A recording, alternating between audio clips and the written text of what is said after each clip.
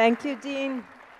And thank you, Christina. And I think I should also thank Hurricane Sandy for having me reschedule and be here when Penny also was here. Thank you, Penny, very much for organizing this series. I mean, it's really, being serious, I would never thank Hurricane Sandy for anything, but I'm glad to be here tonight and to have had the honor also to hear the marching band. It's my first time in Ann Arbor, so hey, this is quite a welcome. Thank you.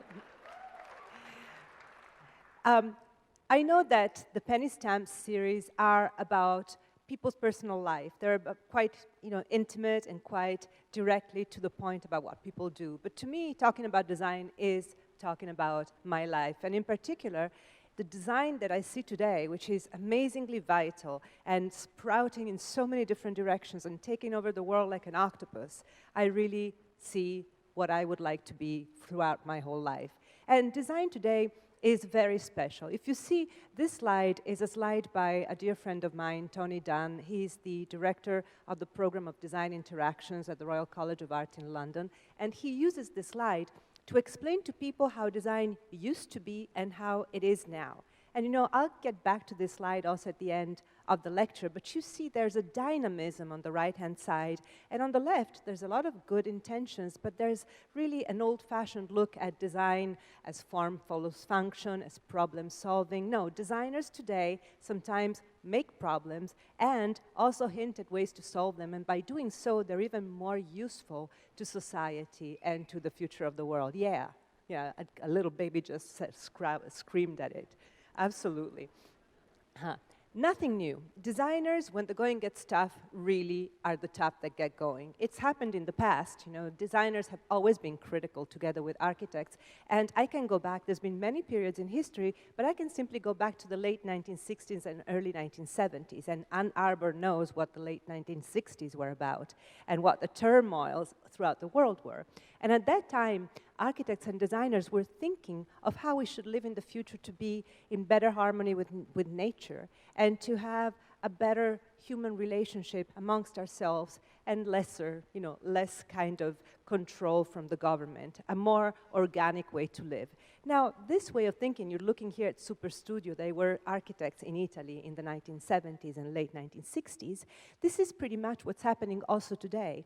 This is the work of Tony Dunn and his wife and partner Fiona Raby, and it's called Foragers. It's a piece that was actually acquired by MOMA and that was on display last year.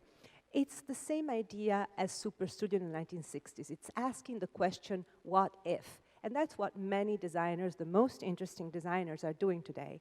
In this case, the what if is, in a few decades, there will not be enough food to feed all of mankind. So we might have to revert to digesting some stuff that we haven't been touching for millennia, for at least a few centuries, like roots, algae, and leaves of plants. So how do we deal with that?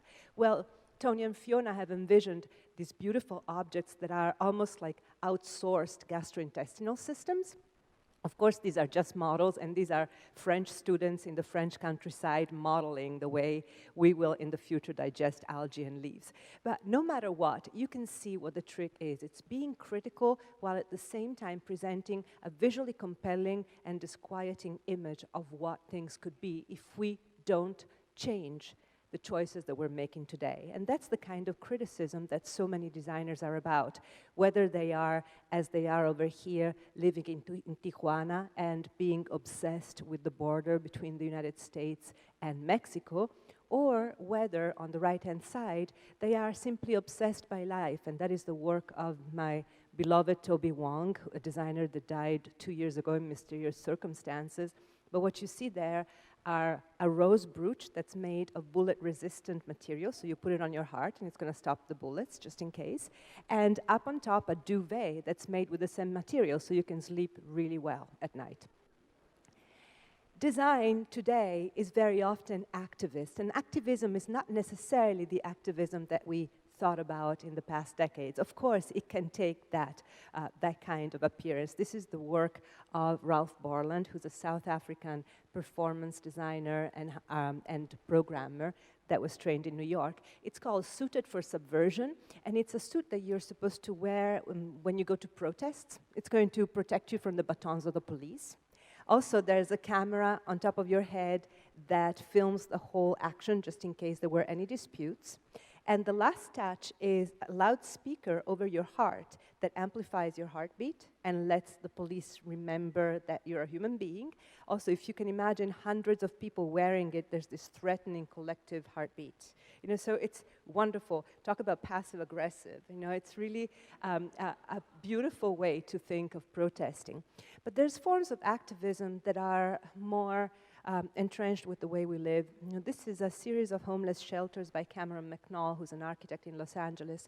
Many students, architects, you know, deal with homeless issues. It's a way to test both urban planning, social responsibility design, and also a little bit of architecture. But in this case, Cameron said, it's not only about giving warmth and shelter, it's also about giving visibility. Very often, poor people in our cities become almost invisible, and Cameron designed these shelters that are brightly colored. This is a photo montage, of course, it's not the real thing, but the idea is for poverty and for problems to be in your face and not to be like cast to the side or whooshed under the carpet. And you'll see this is the same idea that's been applied by architects in Caracas. I mean, also in this case, it's a photo montage. But the idea of being visible is a form of activism, really making sure that people see what's going on. And it can also happen, it doesn't have to happen in 3D design. It can happen also in visualization design. I was telling you before how design has branched into so many amazing directions. Visualization design is one of them. It's become, you know, it's always existed. We've always had maps and diagrams and simplifications, graphs. But today it's even more important because of the amazing amount of data that we have in front of us and the need to interpret those data. Those data, I never know how to say it in the States, data. This is a beautiful piece by Laura Kurgan and her colleagues at Columbia University. It's called $1 Million Blocks. It's based on data that is publicly available from the government of the United States. There are some blocks in cities in the United States where the government, whether the local or the federal or state government, spend more than $1 million a year just to keep some of the inhabitants of the block either in prison or in halfway houses outside of society. So it's almost like a measure of expense for entropy. You know, it's a strange index. And you could read on the newspaper in the morning that there are 350 blocks like that in Brooklyn alone, and you could be outraged by it. But if you read the words, it's not going to stay with you for long. If you see a graph with red on black, the blocks that we're talking about, it's really going to remain engraved in your mind. So, like reporting, also visualization design claims to be objective, but in reality, it's really a way to also explain and sometimes make propaganda. Communication is also one of the most important features of design today. It's one of the most important features of our life, frankly. I remember once coming out with with the idea, I communicate, therefore I am. It truly is that way these days. And the choice not to communicate is as strong as a screamed manifesto. Communication is about explanation, and this is another example of really effective visualization design. It's a website that's called BBC Dimensions, because it was sponsored by the BBC. It enables one to take events that have happened elsewhere in the United States, like the floods in Afghanistan or the Apollo 11 moon landing. Then you enter your zip code, and you can superimpose the event onto your own home turf. So all of a sudden, it brings everything home. And you really can understand at a deeper level what has happened somewhere else, and either be completely, always be surprised. Sometimes surprised by the magnitude, other times surprised by the smallitude, like the Apollo 11 walk around the block.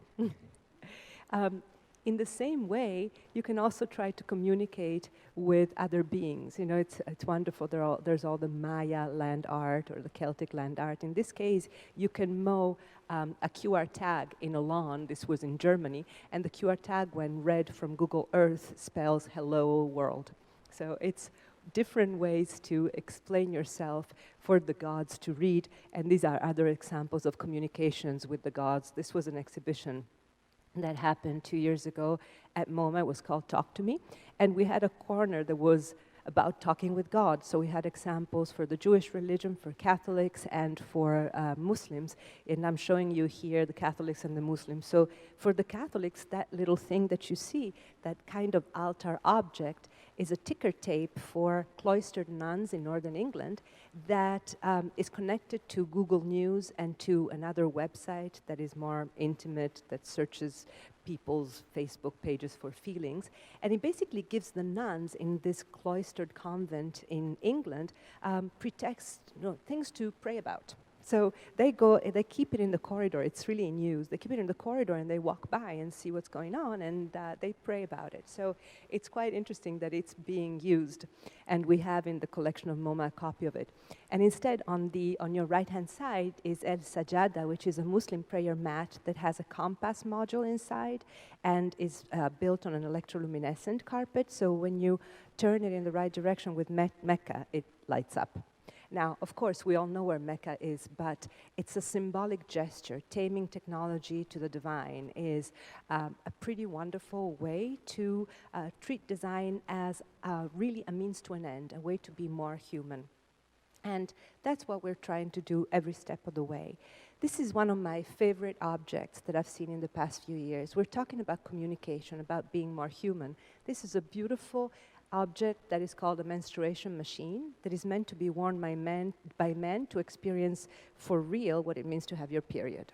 It's beautiful. It was designed by this Japanese designer, Sputniko, and it almost is like a chastity belt. You see, it's metal, and it has this part that goes low on your belly, and it stimulates with electrodes your lower belly, so it gives you cramps.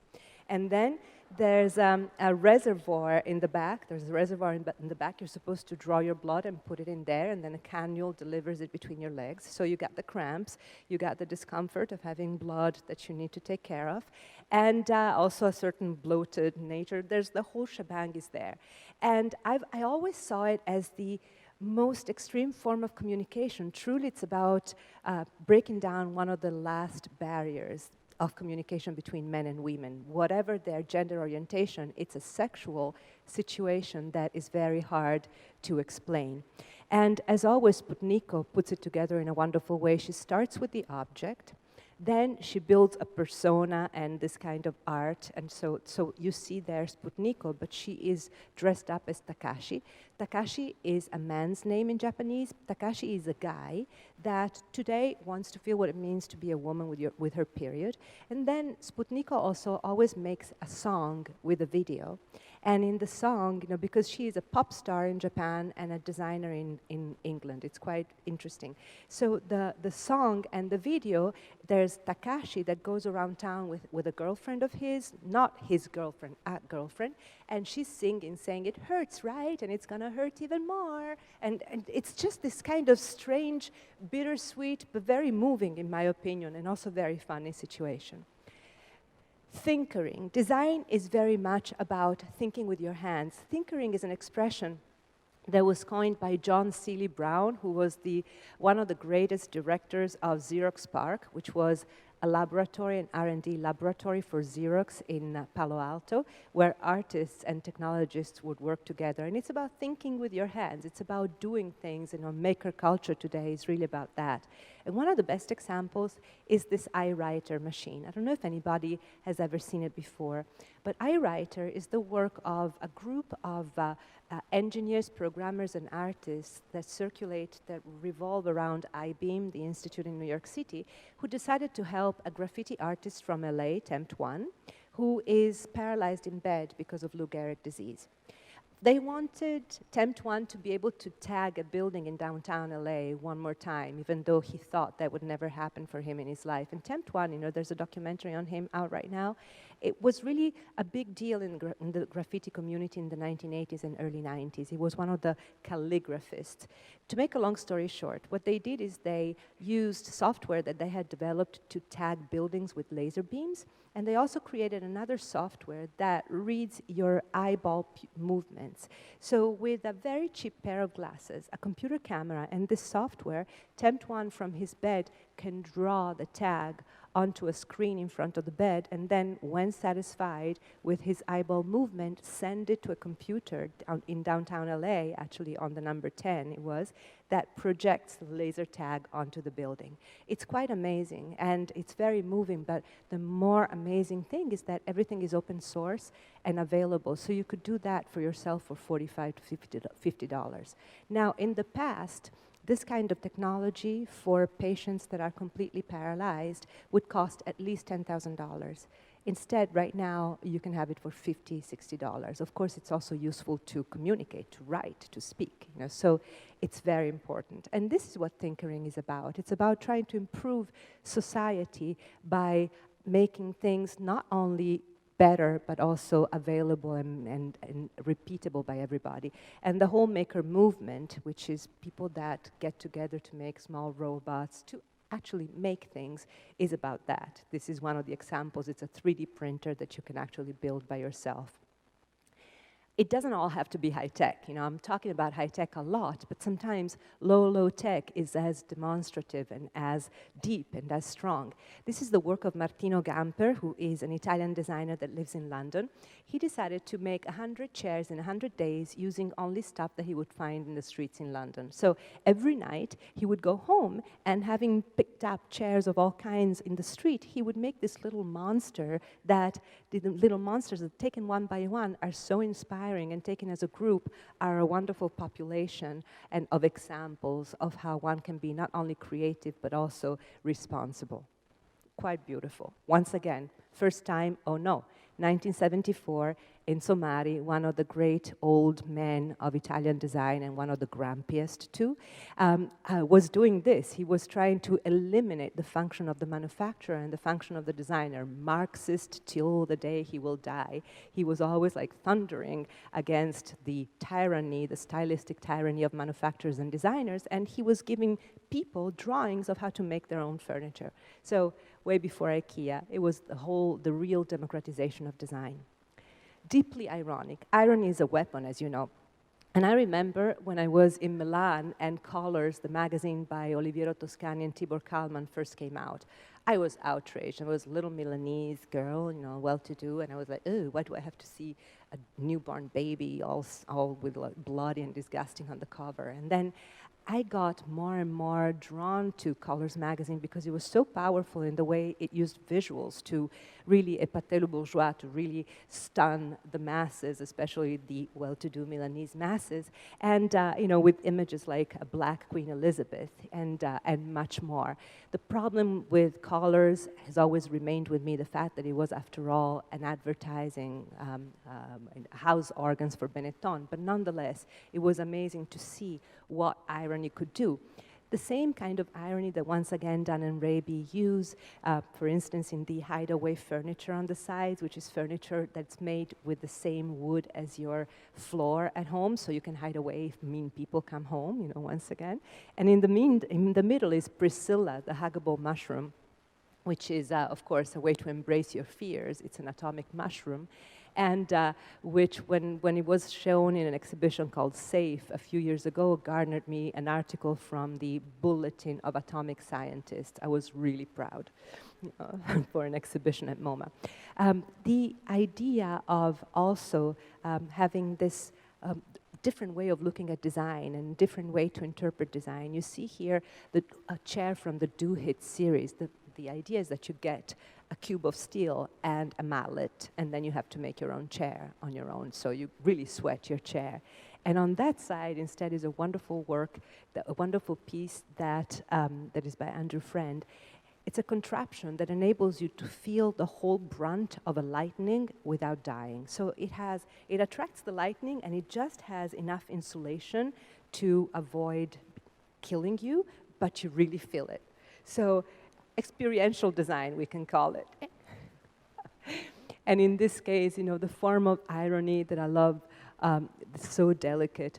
This is a physical rendering of a website about typography. So there's a website about typography that's already existed, that's there, and this designer decided to make it into a book. So it's all printed out, and the red threads are the hyperlinks. So you see a physical rendering of the hyperlinks. It usually goes the other way. It's quite beautiful.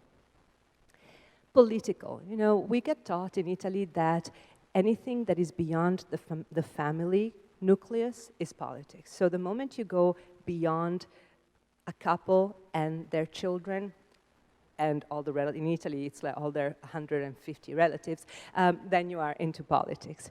So design is very often political, sometimes in the normal sense of the word. This is one of the first instances where I realized the absolute political power of the internet and of good visualization design.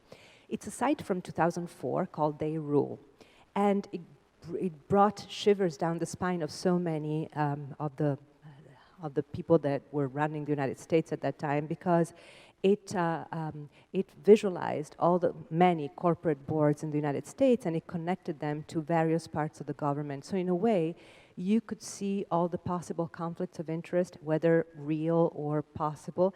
And it was quite amazing because it really showed how much you can do when you can visualize all at once and you can let people really move around a website that way. It's also quite beautiful, as you can see.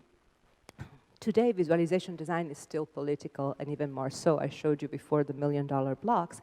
This is a beautiful visualization by architects Diller, Scofidio, Renfro, you know, the same architects that did Lincoln Center at the High Line in New York, together with a quite amazing group of programmers and artists. And it was part of an exhibition in Paris about migrations. It was by this French thinker, Paul Virilio, that declared that humanity today is defined by migrations. And it makes quite a lot of sense. If you think about it, the United States is so much about migrations, but so is Europe. You know, when I was growing up in Italy, it was quite a homogeneous country. And now, much to my delight, it's totally not. And really, the world has changed. And this visualization showed both the good and the bad of that. It showed, for instance, remittances, money that goes back from one country to the other, so all the movements around the world. It showed big movements, tragic movements of people that were caused by genocides or amazing natural catastrophes. It was a way, in a theater that measured 40 feet of diameter, to have a sense of what mankind is today from a real, not even bird's eye view, angel's eye view. So it was quite amazing way to deal with politics and to really make it understood. There was also one of the movements that was about global warming, and that was based on scientific data. Of course, those who don't believe in global warming say that the data are wrong, but in that case, it really showed the tragic impact of global warming in 50 years. And sometimes, also, political design becomes a little stereotypical. I love how during Occupy Wall Street, designers started making posters as if they were back in Bolshevik era. You know, it's like all this red and black and like bulls and fists. So there's a language of political design that never dies. But more than anything, designers today feel comfortable being visionary and not problem solvers, but rather really people that show the way of the future and in really interesting fashion. Well, once again, nothing new. These are some Viennese architects, because of course it was Vienna, it was London, it was Milan. Everybody in the 70s did it. And this is Haus Rucker in Vienna. They had designed these mind-expanding helmets that in their description almost sounded like the internet, even though it was clearly a performance device. But today we have people doing the same performance devices that are talking not anymore about mind expansion, but rather about parallel worlds. This is the fifth-dimensional camera by Anab Jain, who's an Indian designer that I love very much, a woman. It's a way to visualize the theory of the parallel worlds that is at the basis of string theory. You know, I don't know if any of you has ever read Flatland, this amazing book from the 19th century that explains our incapability of understanding other dimensions because we cannot lift ourselves from the plane of our human dimension. And this is a little bit like that. It shows what the parallel worlds would be. You know, it's in very rough terms, it's what you see in Fringe or in other sci-fi movies. But here, Anab charged different videos that are slight divergences of the same story, and you can see them all at once in that camera, and it's really quite effective and amazing. Visionary but real, instead of visionary but demonstrative, is the work of James King, who was actually in residence, an artist in residence here last year, and Daisy Ginsberg, who worked with biologists. You know, synthetic biology is a new field of biology that is so open to designers because it's almost like putting together bricks, like Lego bricks of DNA to make new organisms. So it's really about putting things together. It's a construction game. So designers and synthetic biologists work together a lot. And this is an example. They took E. coli, that are the bacteria that we have in our guts. Everybody has them. They tweaked them with synthetic biology, and they made them so that they react with different enzymes in our guts, and therefore become diagnostic tools for different pathologies, from diverticulitis to gastritis to everything that has to do with the GI system, of course. So basically what happens is that you drink like a milkshake, the E. chromai, that are these re-engineered E. coli, and then in the gut something happened, and then the output, the color of the output, says whether you have a certain illness or not. So your poo becomes your diagnostic tool. And actually, it's real, and they won a prize. I don't know if it will ever become commercialized, but it's a real thing. Revital Cohen is another designer that works a lot with scientists. And you know, designers and scientists working together is the way of the future, because designers have great ideas on how to apply. I always say that designers are the ones that make revolutions into reality, because they are the trait d'union between all of these innovations that happen in technology and in science and human beings.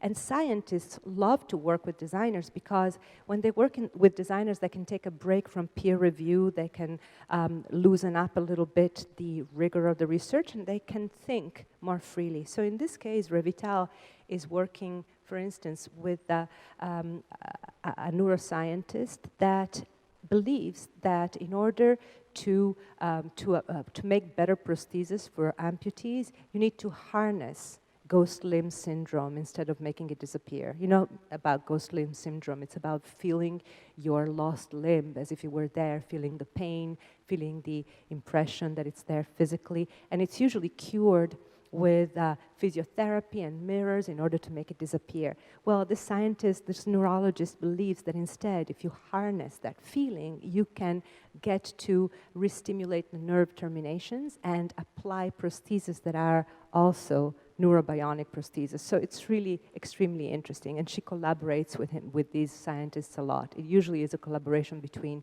the Royal College of Art in London and Imperial College, which is just next door. Design is very often today about humanitarian causes in a more overt way than it used to be in the past. Massoud Hassani's Mein Kafon has been talked about a lot, and it's a new acquisition in the Museum of Modern Art's collection. It's on display right now. Massoud is 28 years old, and he grew up in Afghanistan, and actually in a part of Afghanistan that is to the north, so one of the more war-torn zones when he was growing up. And his brother and his friends used to play around with these wind-propelled rolling objects that they would make themselves, but sometimes with these objects would end up in landmine fields and they couldn't go and retrieve them. So there was always this fear, lingering fear, and also Massoud had friends that lost limbs to the mines. So it's something that remained with him. His mother smuggled him out of Afghanistan, and he ended up in the Netherlands. He went to the Eindhoven Academy of Art and Design, where he graduated 2 years ago. And he graduated by recuperating this idea of the wind-powered objects that he used to play with in his childhood, only this time he made them into a landmine detonator. So the object rolls. It's light enough to be carried by the wind, but heavy enough to make landmines explode if it encounters them. It's made of a core of plastics and then bamboo sticks that can be found pretty much all over the world, so it's quite cheap to remake, and these feet also of plastics. And it's quite an amazing way to connect memories and a human experience to an object that could actually become quite revolutionary once it will be studied and really implemented. It's going to take a while. But you all know it takes about $2 to put down a landmine, and it takes thousands of dollars to retrieve it. So it's a tragic situation that we have not yet found out how to resolve. So it could be quite a good step forward. Sometimes humanitarian design might have all the best intentions in the world, but it doesn't do well. And let me explain why. It once again has to do with, it's a little bit like the story of the Peace Corps. The Peace Corps and the idea of being able to resolve all problems by, the Peace Corps, once again, an Ann Arbor event. But it's the idea of going and being able to resolve everything because of higher knowledge or deeper studies. And instead, the new way of the Peace Corps too is to study material culture and to understand what goes on in different places and harness that in order to build structures and infrastructures. The Hippo roller is a way to carry more water from the stream to the village in Africa, and it was developed by two South African engineers in the 1970s.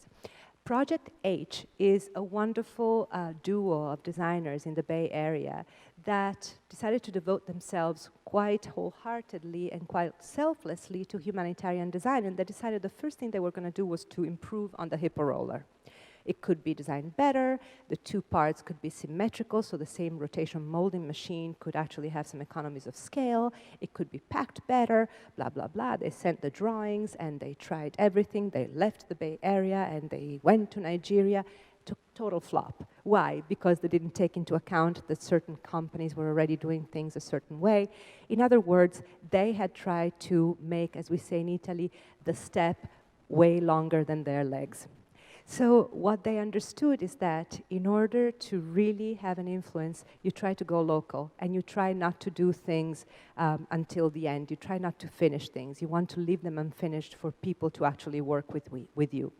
And they went to one of the poorest counties in the United States, which is in, I never remember if it's South or North Carolina, but it's the county that is considered the poorest in the United States. And they moved there and worked for a year with students in high school and taught them not design, not Marcel Breuer or Saarinen or the Eames. No, they just made things with them, tinkering and doing things for your community with your hands. So they did a new chicken coop that actually was adopted by the whole village and a new stand for the farm village for the whole farmers market. And even though they were at first met by great skepticism, they really gave people not only a new chicken coop and a new farm stand, they also gave them dignity and the sense that they could change their own destiny. The second year, they were invited to stay, and they designed with the students more stands for this kind of farm stands for the freeways and the highways. So it's quite beautiful. And it's very responsible. I really like how designers today are responsible without becoming dour or preachy. They show their responsibility in very sensitive ways. The water footprint is something that many designers have thought of how to communicate. And I really like this, this attempt, this experiment that was at Beijing Design Week 2 years ago. You see, it was a restaurant that is in Dashilar, which is an area of Beijing, and it was a restaurant where every item on the menu carried also the water footprint. So it's not only the calories, as Mayor Bloomberg wanted, but it's also the water footprint. So how much water do you eat? And it was really quite interesting because it's something that we do not know, and it would be a great ambition to be able to mark water footprint and carbon footprint on every product in the world. It's almost impossible, but it would be very interesting to do. And another way to be responsible sometimes is to recuperate really ancient traditions and translate them for contemporary use. This is the work of Forma Fantasma. They're two great Italian designers, two guys that live in the Netherlands and work out of there. And in one of their experiments, they recuperated all of the natural organic resins from the beginning of the 20th century that were used, actually even older than 20th century, that were used especially in Sicily and in Sardinia, because that's where they're from. So what you see here are resins that are, it looks like fiberglass, but it's made of honeybees and wax and straw. So it's something that can be cooked in a pot. And actually, they were making these demonstrations at the Design Week in Milan, at the Rinascente, which is almost like Macy's. They had these like pots, and there were all these fumes. I was afraid everything was going to burn down. But it was this really, really clear way to show that sometimes, in order to move towards the future, you have to go back into the past and see how things were made. And sensitivity to the past, to what has already been done to material culture is also extremely important. Sometimes design shows sensitivity in very weird ways. Like this work over here by Revital Cohen is a software that enables you to hurt your computer when it crashes too many times and it drives you crazy. So you can scratch your computer and it bleeds after a while. So hey, I understand that. Or another absurdity is the green bullets. They're bullets that are lead-free, so they will still kill you, but they will not harm the environment, which is very important. But being serious, sensitivity to human needs is so important. And just like I showed you before, technology being used to have a much more efficient communication with God, there are many, many designers that are working on very serious themes, for instance, death. And this is an exhibition from 2006. There was a design week in Milan. It was the Eindhoven Academy of Art and Design. All the students had worked on the theme of death, some preparing a death banquet, others doing a beautiful tapestry that used the HIV/AIDS as a pattern. There was the most moving was this comic book online by a student that narrated about her experience with cancer, and she died before being able to come to the exhibition. So it's really important to address some of the hardest parts, some of the hardest aspects of our life. This work by another Dutch designer is particularly harrowing and difficult and strong. In the Netherlands, if you have an abortion, like a spontaneous abortion before the 24th week, I think, no, I might be wrong with the, no, I think it is before the 24th week, it is not considered, you're not supposed to have a funeral, so the state doesn't allow you to have a funeral. So she decided, Brigitte Koremans, to make these beautiful little biodegradable coffins that are at different sizes, depending on the size of the fetus, so that the parents can have a ritual, can have closure, can actually mourn. I am so touched by the fact that designers don't always try to do cute chairs and imitate Philippe Starck. You know, it's really wonderful, and fewer designers are doing so. More and more designers are moving in this direction. This is Digital Remains, it's called. It's based on the idea that when we pass away today, we don't leave behind only, you know, furniture, homes, if we have them, money, if we have it, clothes. No, we also leave behind our computer or our cloud, all of our pictures, our music, our thoughts, our calendar. There's a lot that we leave behind. So the idea is that if you know that you're going to pass, you can arrange all of your belongings, get rid of the photos that you don't want to have seen, you know, prepare everything.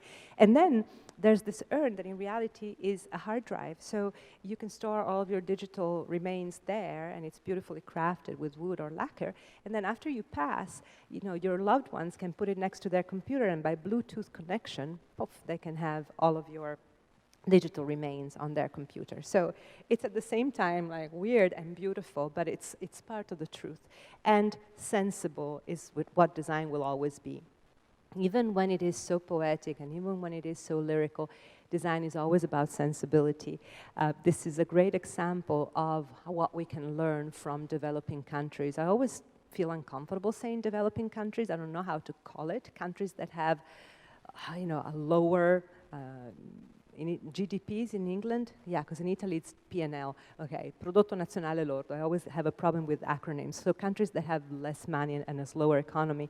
This is Maya Pedal, which is an outfit in Guatemala that makes all sorts of appliances, from dishwashing machines to, you know, generators that are all made with parts, recycled parts of bicycles. And that's what we've been learning. Some people call it frugal innovation. That's what we have been learning a lot in the past few years from India, from Brazil, from Guatemala, not wasting, from countries that do not throw away any part of the animal, which is also what Italy used to be. It's really about the economy that comes from necessity and from knowing that you cannot throw away anything. And that's what would have helped, in some cases, some projects that did not go all the way. I'm showing to you here some good and some not so good examples.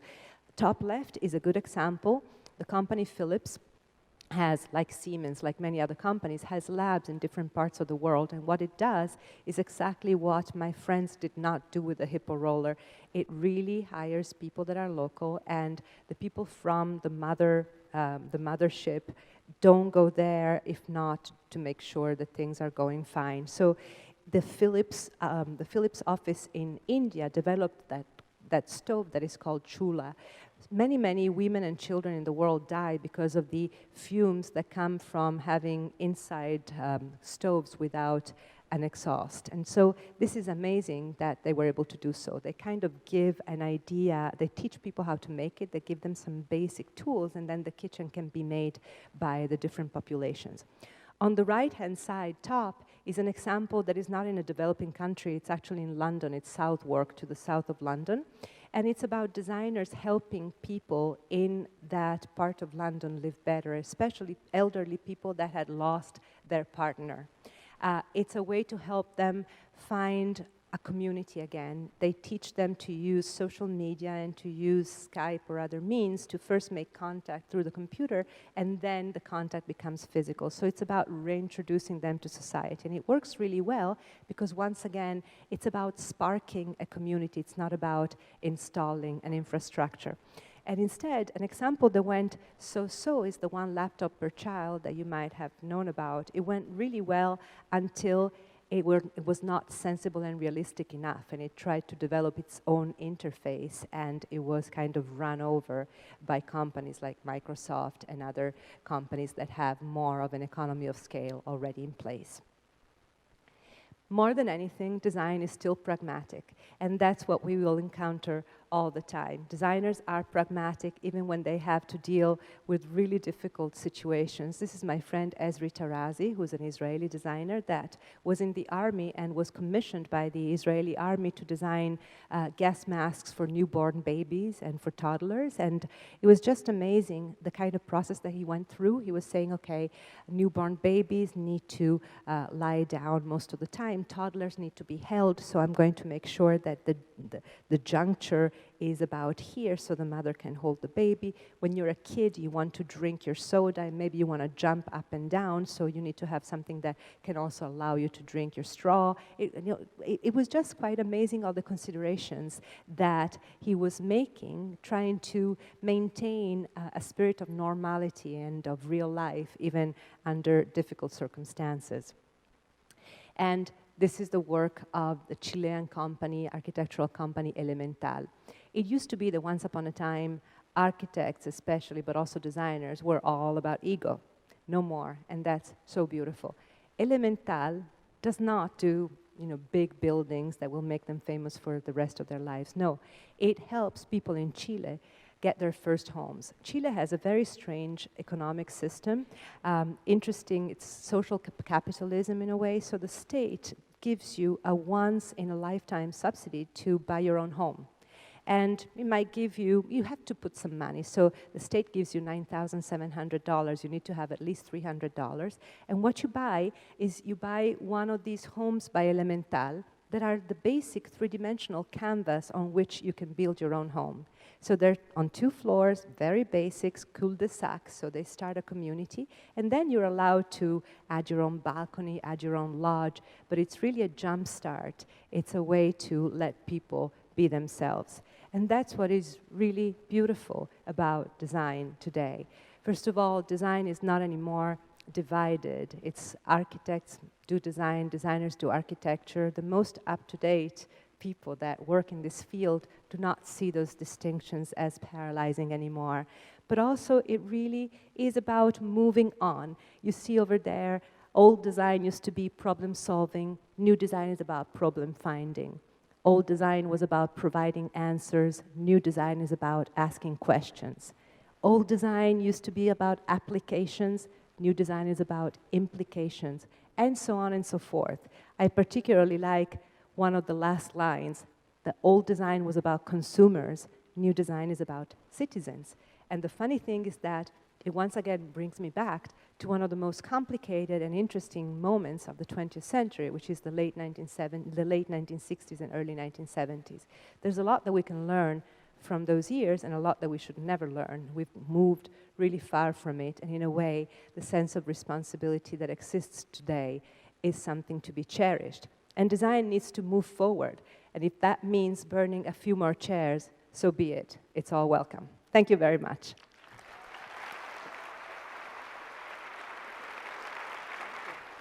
Thank you. Thank you, Penny.